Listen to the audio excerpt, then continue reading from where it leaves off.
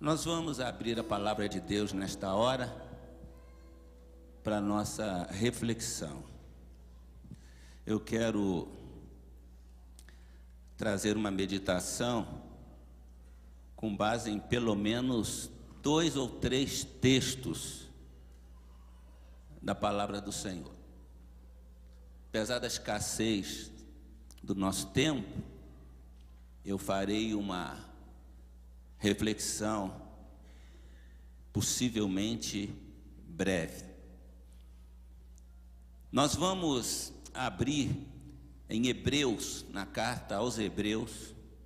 Essa carta aos Hebreus, ela foi escrita aos judeus convertidos que estavam passando por muita tribulação, sendo tentados a recuar.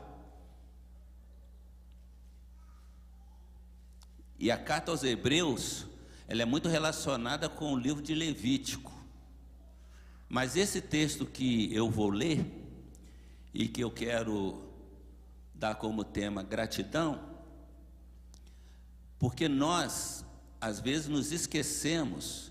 Se eu fazer um parênteses aqui, quem pudesse chegar mais assim, ó, não deixa a cadeira vazia, nem bolsa não, porque algumas pessoas estão chegando ainda. Nosso templo é pequeno. E então, você vai ajudar a gente aí. As crianças já subiram para o Geração Futuro? Não? As crianças podem ter um culto para as crianças agora. Aliás, era para ter chamado as crianças aqui à frente, né? Mas hoje está meio conturbado, não está? Falta som, faltou água no batistério, vocês acreditam? Vocês perceberam não que eu estava ali aflito, não? O batistério, aqui, já é pequeno. Ele estava aqui a água. Aí você imagina, aqui ó, a água está aqui. Como é que eu afundo a pessoa na água? É igual você batizar a criança, batizar o irmão e a irmã na banheira da criança tomar banho. Você tem quase que descer junto na água. Então essa que era a aflição que a gente estava ali, porque tinha uns irmãos meio grandes, né? Mas enfim, dá tudo certo, irmãos. Deus sempre está no controle de tudo. Então, esse texto aqui é um texto eu acho um texto muito profundo, muito interessante, como a carta aos Hebreus tem muita coisa assim, profunda, muito interessante. E esse texto fala, eu já preguei uma série aqui de Melquisedeque, mas eu estava estudando ainda mais sobre esse personagem, e Deus vai mostrando assim novidades para a gente maravilhosas.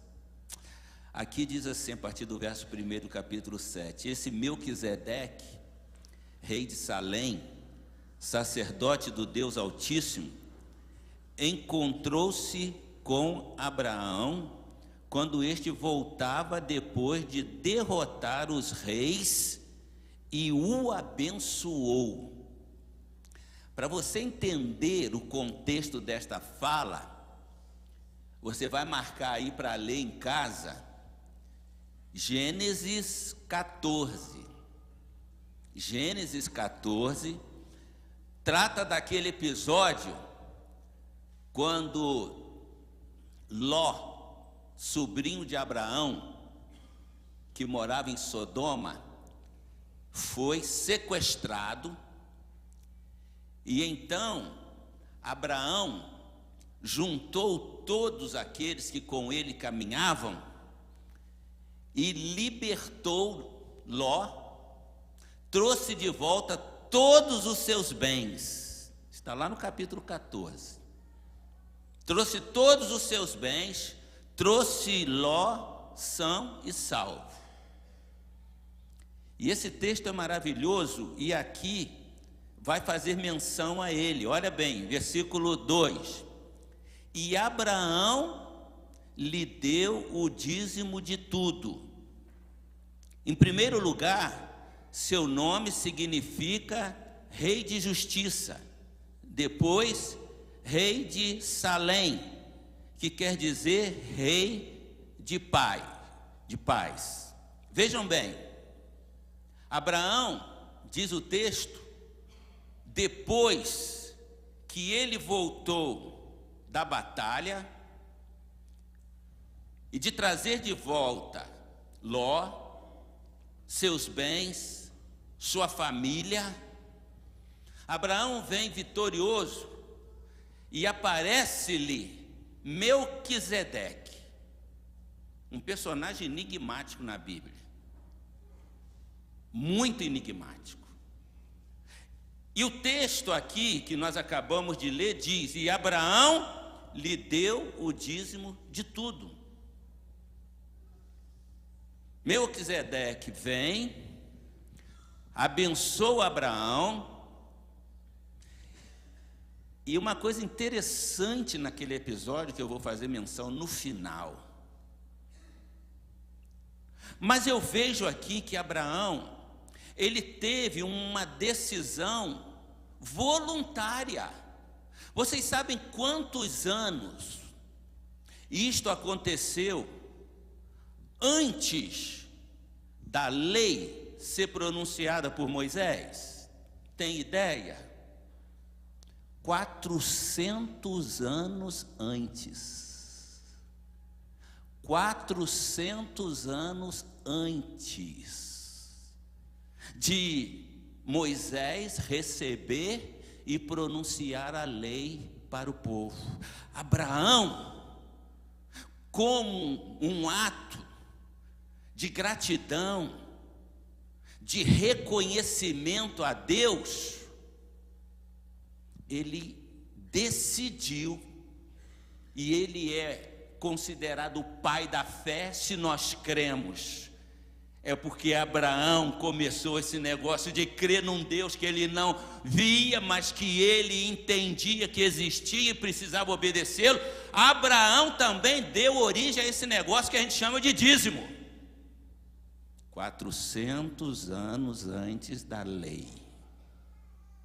Como um ato de quê? Gratidão e reconhecimento a Deus pela sua grande conquista. E isso depois foi praticado pelo filho de Abraão, pelo neto de Abraão, Isaque, Jacó, e se tornou um costume entre o povo judeu. Por isto é que no Velho Testamento, vocês sabem que no período patriarcal não havia dinheiro como nós temos hoje. As pessoas trocavam alimentos, trocavam animais, trocavam vegetação. Interessante que eu fui na África uma vez, fiquei 40 dias lá e visitei muitos países: Zâmbia, Zimbábue, África do Sul, Moçambique, Angola.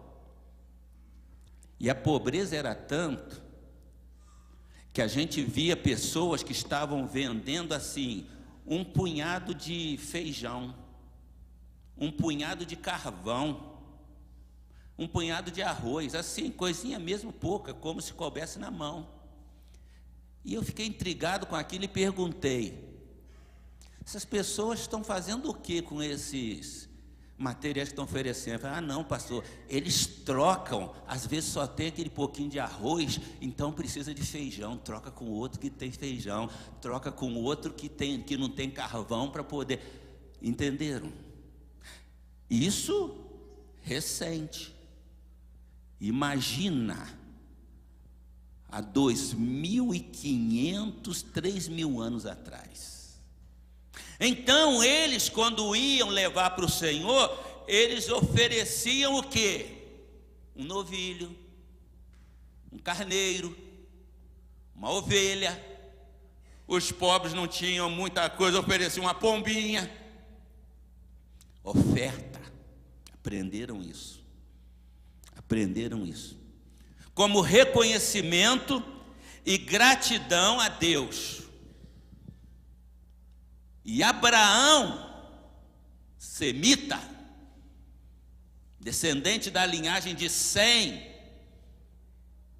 que vem lá desde Noé, que teve os seus 3 filhos, Cã, Sem e Jafé, e Abraão é um semita da descendência de Sem, que temia o Senhor. O texto diz que Abraão deu-lhe o dízimo de tudo. Em primeiro lugar, seu nome significa Rei de Justiça, ou seja, Melquisedeque significa Rei de Justiça.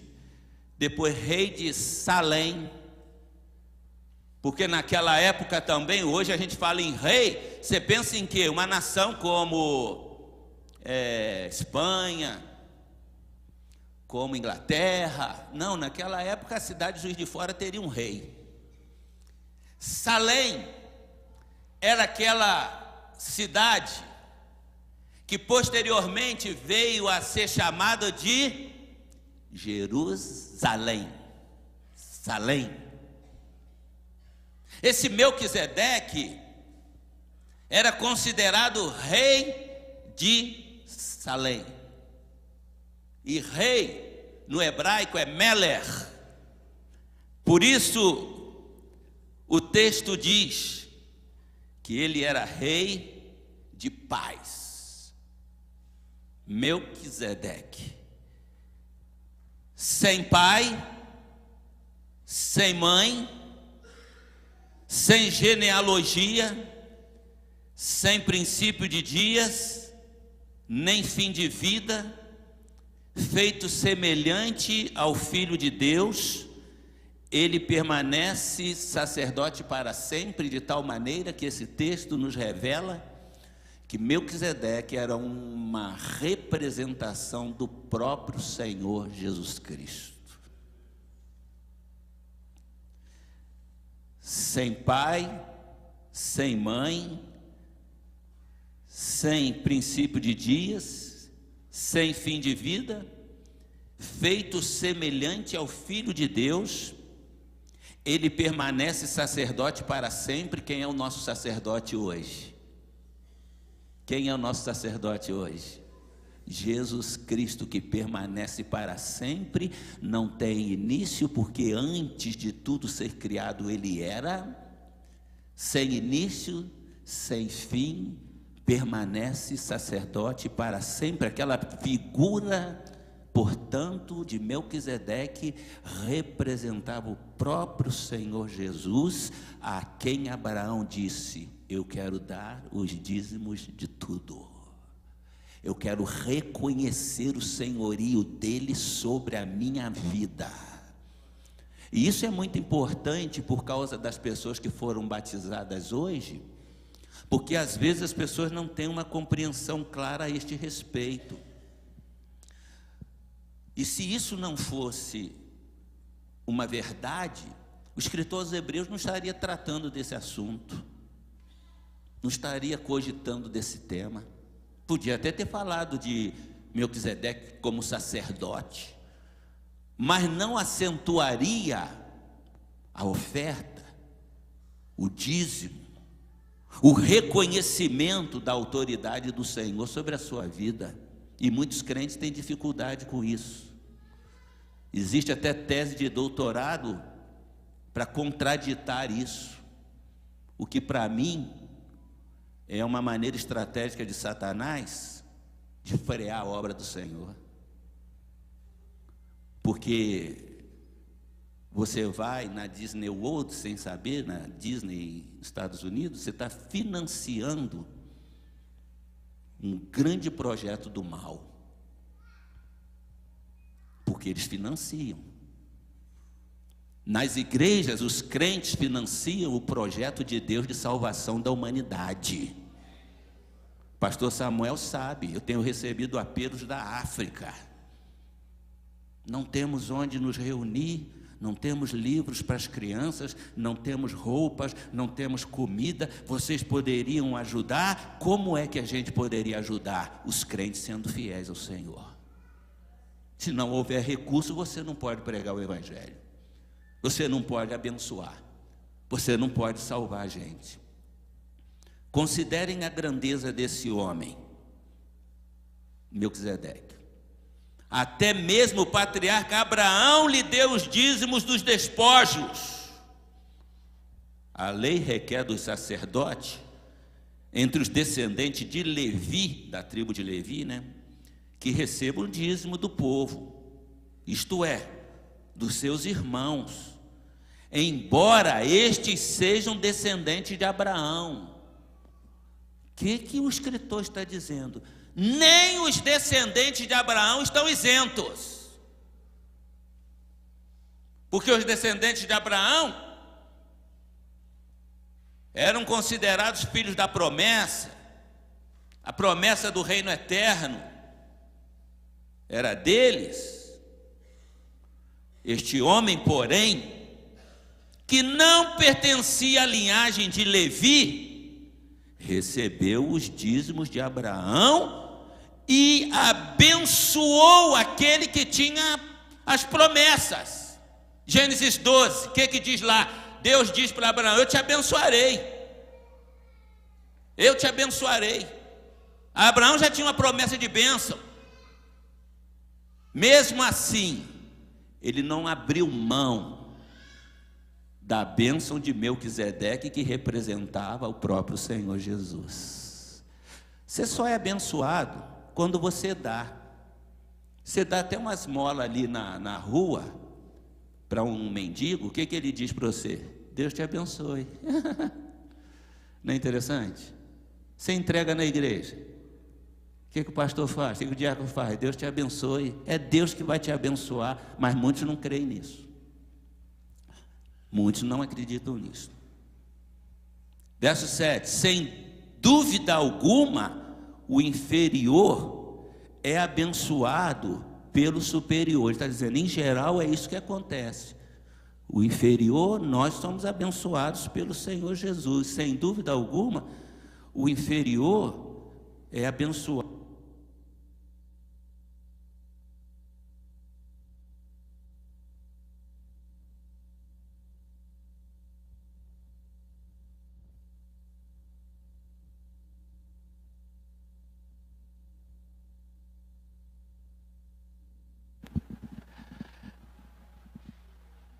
O inferior é abençoado pelo superior.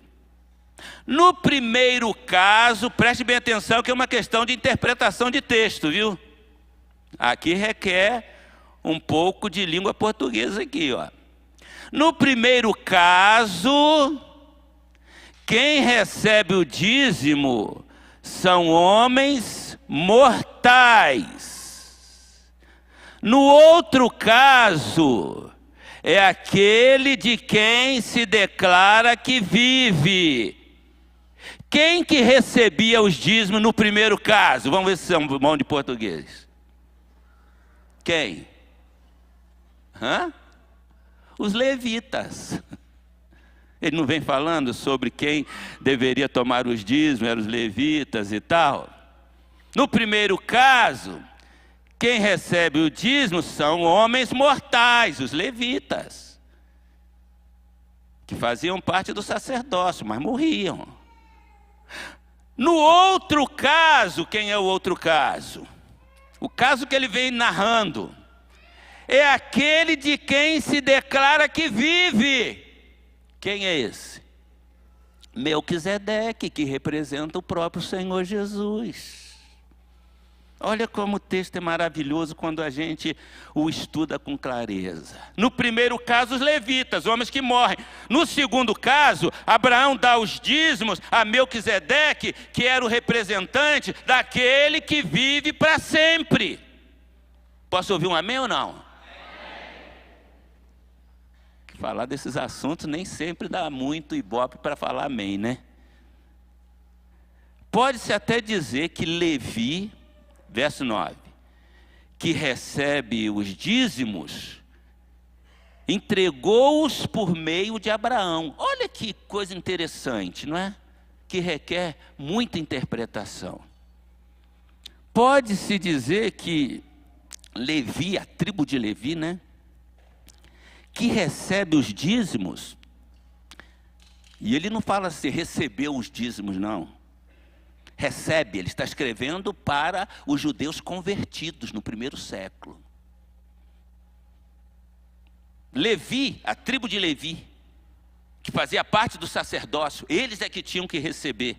Como na igreja hoje temos os diáconos, que recebem os dízimos, entregou-os por meio de Abraão. Ele está dizendo assim: Abraão, antes de ter a sua geração dos levitas, que viria 400 anos depois, a tribo de Levi entregou porque Abraão foi fiel. Sabe o que você disse para mim? Muito das bênçãos que eu recebo na minha vida foi por causa da fidelidade da minha mãe com Deus. Muito do que os meus filhos receberão é por causa da minha fidelidade com Deus, e isso acontecerá na tua vida se você acreditar nisso e for fiel.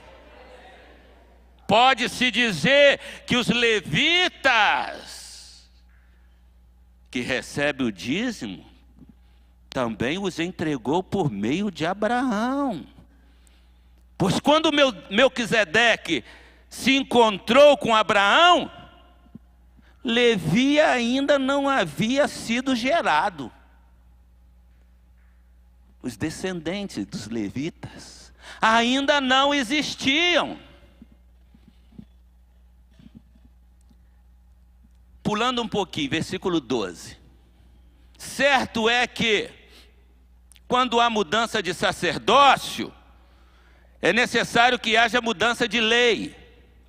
Ora, aquele de quem se dizem essas coisas, pertencia a outra tribo, da qual ninguém jamais havia servido diante do altar.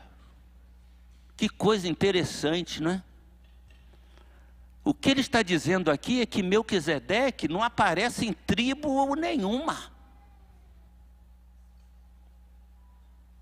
E para os judeus, o sacerdócio tinha que vir da tribo de Levi. Aquele de quem se dizem essas coisas pertencia a outra tribo, da qual ninguém jamais havia servido diante do altar. Não havia descendente de Melquisedeque que Moisés, porventura, tivesse dado orientação para que servisse no altar. E aí ele continua: pois é bem conhecido, olha bem, pois é bem conhecido que o nosso Senhor descende de Judá, tribo da qual Moisés nada fala quanto ao sacerdócio. Isso aqui é de uma profundidade, amados.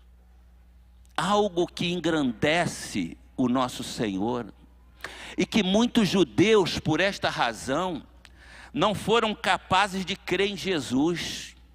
Porque para eles o Messias tem que vir da tribo de Levi. Jesus não vem da tribo de Levi. Jesus vem da ordem de Melquisedeque. Jesus vem da tribo de Judá. E para os judeus, o texto está dizendo, Moisés não fez menção disso. Como pode? Porque eles ignoravam que havia um sacerdócio que estava acima do sacerdócio humano. Por isso hoje ele é o nosso sacerdote, à direita do Pai, intercedendo por nós. Eu sei que o texto é de difícil compreensão, mas estou procurando torná-lo o mais claro possível para os irmãos. Verso 17: porquanto sobre ele é afirmado, tu és sacerdote para sempre, segundo a ordem de Melquisedeque. Não é da ordem dos levitas, mas é de uma ordem divina. E nós precisamos entender, o texto vai nos dizer isso com clareza, que quando nós ofertamos ao Senhor aqui, nós estamos fazendo a pessoas que morrem. Mas ali quem está recebendo é o próprio Senhor Jesus, o sacrifício das tuas mãos. E se Jesus fez tão grande sacrifício por nós, não há sacrifício que a gente não possa fazer. Eu quero concluir, porque não quero avançar no tempo. Muitas outras coisas eu teria a dizer. Inclusive, eu quero que você abra rapidamente em Gálatas 6. Só para eu mostrar algo para vocês. Gálatas 6.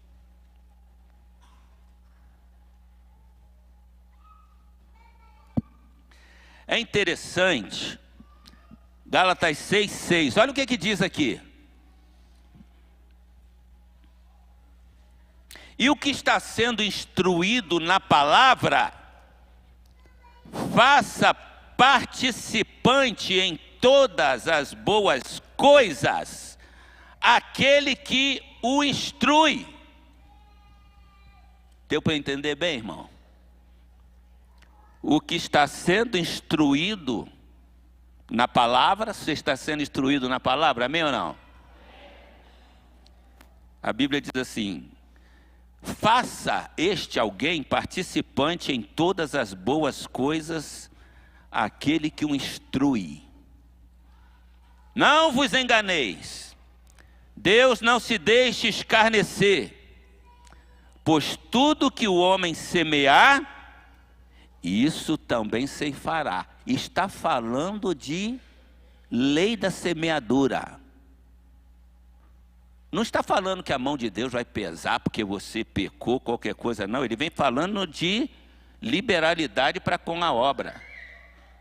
A igreja instrui as pessoas através do pastor. Quem é instruído da palavra deve participar dos seus bens com aquele que o instrui. O pastor instrui através da igreja. Não vos enganeis, ele continua. Deus não se deixa escarnecer, pois tudo que o homem semear, isso também ceifará. Porque quem semeia na sua carne, da carne ceifará corrupção. Mas quem semeia no Espírito, do Espírito ceifará vida eterna. Esta semeadura é uma semeadura no campo espiritual, no mundo espiritual. Dinheiro na igreja não é material. Dinheiro na igreja é espiritual.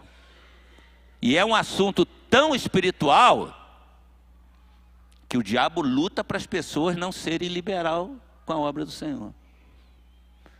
E aí vai ter chacota por aí afora, né? Você é bobo de estar entregando dinheiro na igreja, dinheiro para o pastor, e vai aquela lorota toda, né? Voz do diabo, e que muitos caem. Eu prefiro ouvir a voz de Deus. Eu prefiro ouvir a voz de Deus porque eu sou prova disso. De que Ele de fato é um Deus abençoador. Aqui em Gálatas ainda, olha o que diz o verso 9. E não nos cansemos de fazer o bem. Não canse de ficar fazer o bem não, porque às vezes o diabo vem na tua orelha e você diz, para que eu estou ajudando, para que eu estou fazendo, para que eu estou me entregando para a obra? Não nos cansemos de fazer o bem, porque a seu tempo ceifaremos, se não houvermos desfalecido. Não pode desanimar, não pode parar. Porque a seu tempo nós vamos ceifar aquilo que nós semeamos. Amém, amados?